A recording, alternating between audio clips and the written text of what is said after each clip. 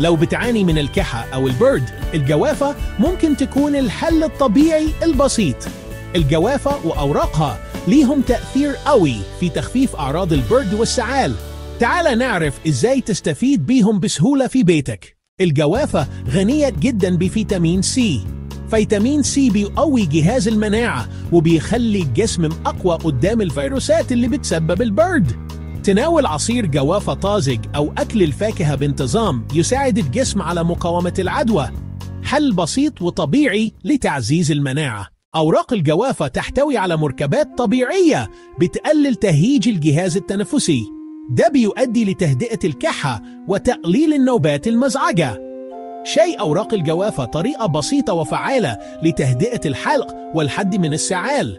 جربه دافئ لو حاسس بكحة مزعجة. شاي أوراق الجوافة بيساعد على إذابة المخاط وتنظيف الشعب الهوائية. المكونات الطبيعية بتريح الممرات الهوائية وبتسهل التنفس. ده بيخلي التنفس أسهل وبيحسسك بارتياح فوري نسبياً.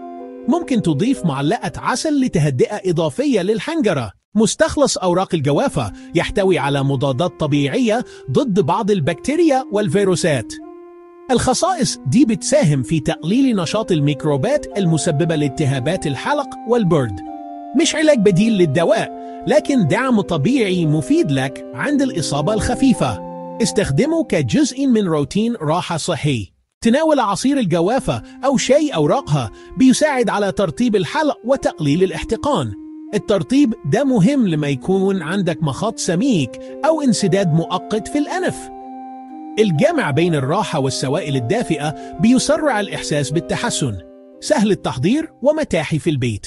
الجوافة مش بس فاكهة لذيذة، لكنها علاج طبيعي فعال للكحة والبرد. جربها وهتحس بالفرق. اعمل لايك واشترك عشان وصلك كل النصائح.